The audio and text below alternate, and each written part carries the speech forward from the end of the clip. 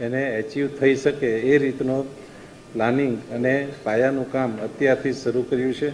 અને અમૃતકાળમાં અમારો કર્તવ્ય કાળ પણ છે. અમૃતકાળ આપણે કહીએ છીએ, પરંતુ સાથે સાથે દરેક અધિકારીઓ, પદાધિકારીઓ તથા આપણો સૌનો, દેશના દરેક નાગરિકોનો આ કર્તવ્ય કાળ છે.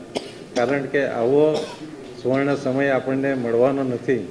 એટલે એ કર્તવ્ય કાળમાં ગુજરાતના વિકાસ માટે જે 4 મુખ્ય વર્ગો પર ભાર મૂકવામાં આવેલ છે, આ 4 વર્ગો છે: ગરીબ, યુવા, અન્નદાતાઓ અને નારી શક્તિ.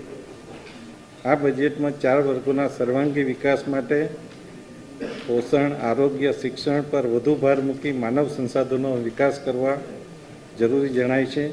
જે સાથે જ યુવા વર્ગને તાલીમબદ્ધ, એટલે કે જે નવા ઉદ્યોગો આવે છે, સેમિકન્ડક્ટરનો ઉદ્યોગ આવે છે, ઘણા બધા આઈટીના ઉદ્યોગો આવે છે, ફિનટેક હબ જ્યારે આપણું ગિફ્ટ સિટી બનવા જઈ રહ્યું છે, ત્યારે આ નાણાકીય વ્યવસાયોના ઘણા બધા આયામો આપણે આપણા યુવાનોને શીખવવા પડશે.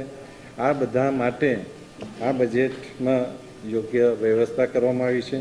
અને આ સંતુલિત બજેટ સાથે સાથે આપણા ગુજરાતના ઇતિહાસનું સૌથી મોટું બજેટ થયું છે. અને દરેક વર્ગને અને દરેક વિસ્તારને ન્યાય આપે એ રીતનું આ બજેટ કરવામાં આવ્યું છે. અને અમારા બધા ધારાસભ્યશ્રીઓ સાથે બધા લોકોને આનાથી ઘણો બધો, જે રીતે શહેરોના વિકાસ માટે 2047માં આપણો રોડ મેપ છે કે શહેરી વસ્તીનો 75% ભાગ શહેરમાં વસશે. એટલા માટે આપણે નગરપાલિકાઓને મહાનગરપાલિકાઓમાં લાવીને અત્યારથી જ આ વિકાસનું આયોજન કર્યું છે.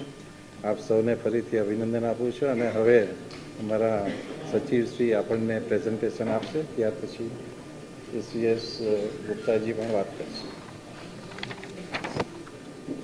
આજે જે માન્ય નાના મંત્રીશ્રીએ બજેટ રજૂ કર્યું છે, એની લગત થોડા ખાસ આંકડાઓ અને વિશેષતાઓને આ પ્રેઝન્ટેશન આપની સમક્ષ રજૂ કરવામાં આવે છે.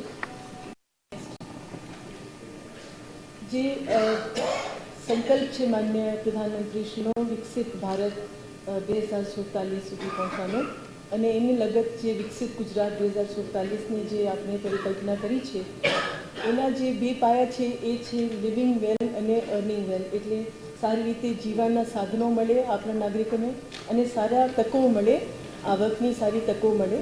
એ બંને આના પાયા છે. અને આ બજેટમાં જે છે આના ધ્યાને રાખીને યોજનાઓને બહાર પાડવામાં આવ્યું છે. નેક્સ્ટ. સર્વાંગી વિકાસ માટે જે ફ્રેમવર્ક નક્કી કરવામાં આવ્યું છે, આ ડોક્યુમેન્ટ આ બધા જોઈ શકો છો.